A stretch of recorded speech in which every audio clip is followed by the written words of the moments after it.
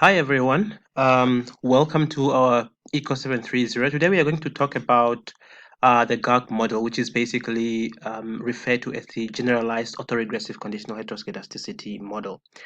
This is basically just one of the models again that can be used to test or rather to test for or to estimate models that includes volatility.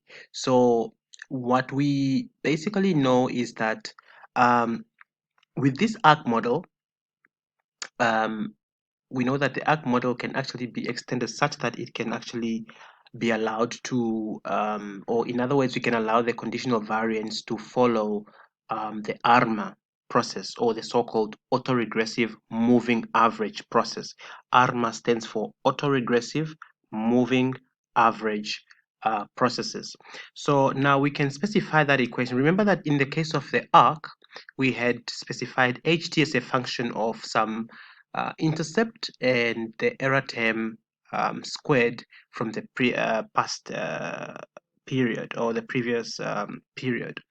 So the ARMA process can actually then be specified as follow: HT as a function of some intercept. Then we have, this is the component of the moving average, and this is the component of the um, autoregressive component. You can basically see that you have a Q here where I starts from 1, and here we have a P where I starts from 1. All right, so now having said that, then we know that we have a variance. Now the reason why we refer to this as a GARCH is because we know that the GARCH is composed of two things: the ARC component and the GARCH. So obviously the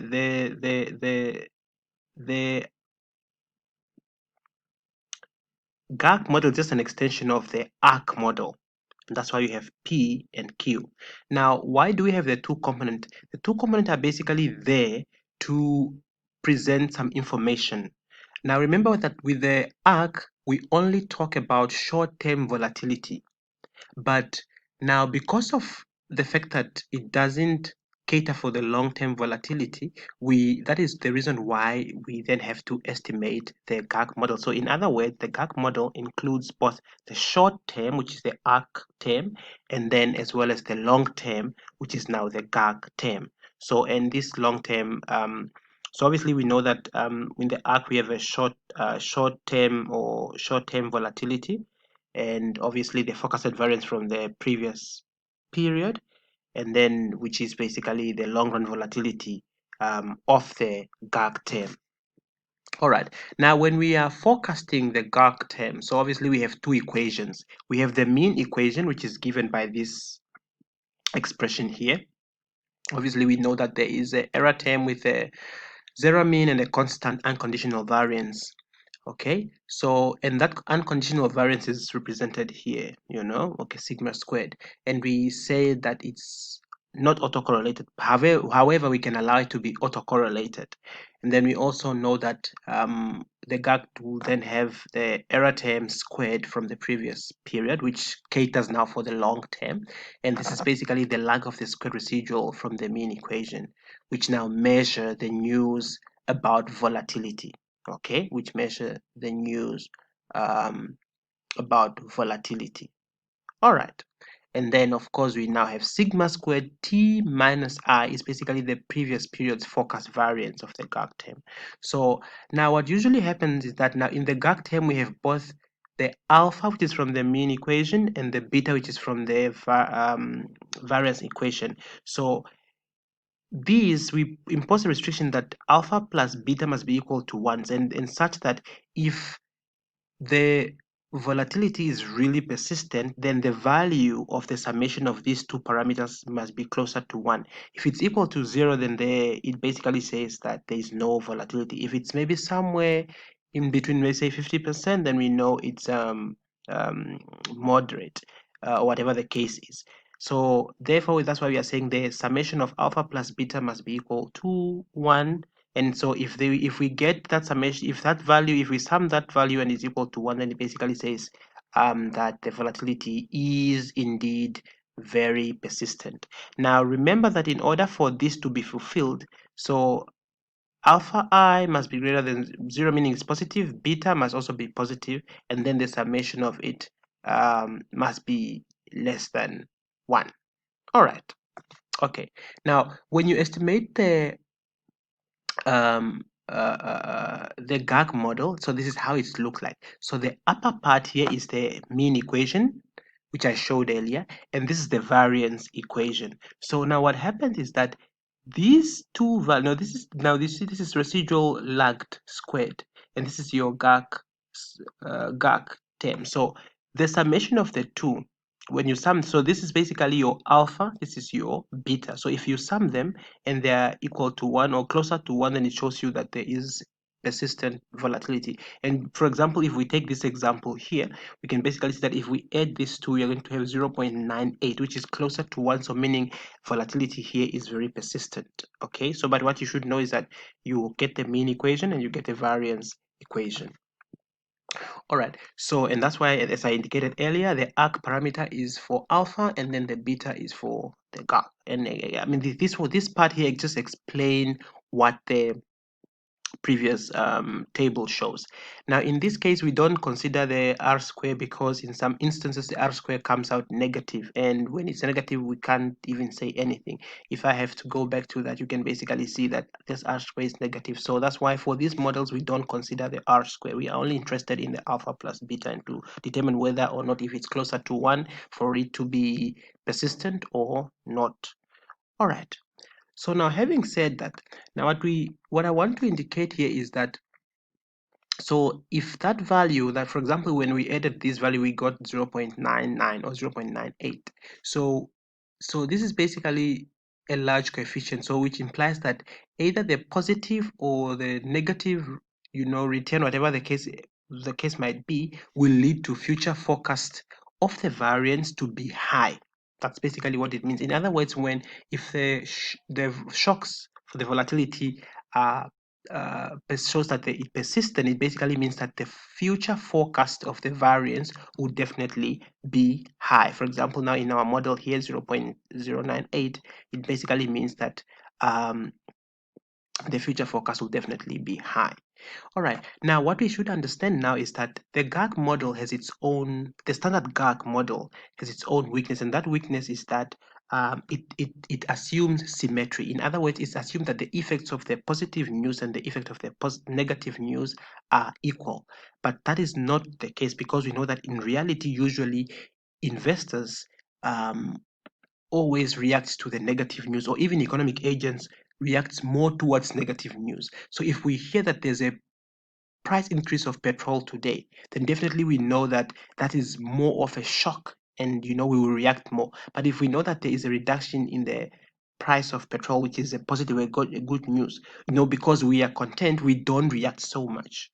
Okay, so even investors also behave in such a way. Now, because of that, the GARCH model was then extended to two other models so that it can account for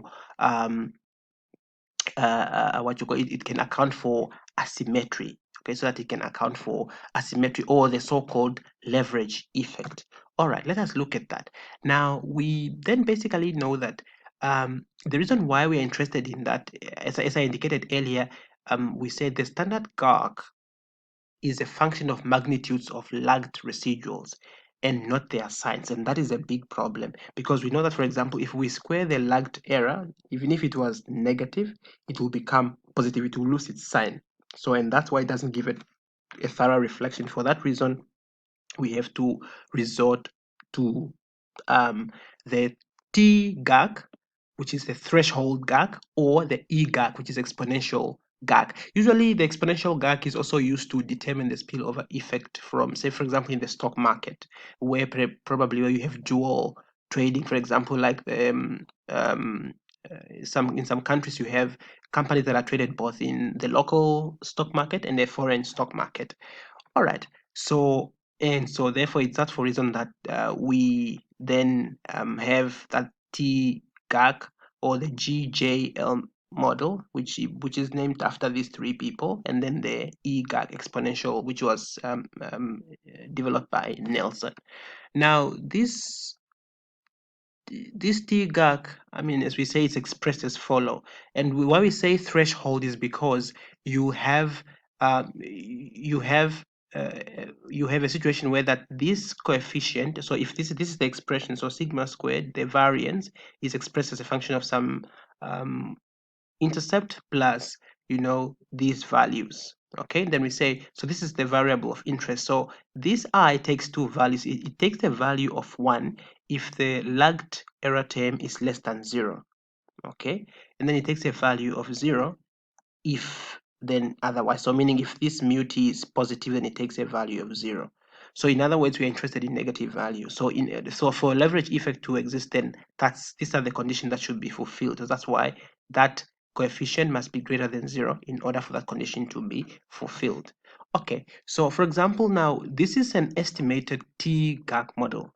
Okay, and the variable, so the coefficient of interest here is this one, where we have residual squared, that's the arc term, multiplied by a residual -1 and less than 0. Remember that, like, remember this condition here. We want that thing to be 0. So that's basically what we have here. So now, for example, here we are looking at the what you call it here, we are looking at the exchange rate between the yen and the US dollar. So what we are saying here is that, for example, so what we are seeing here is that this coefficient is negative. So what does that mean? Okay, lucky enough, it's not statistical significant.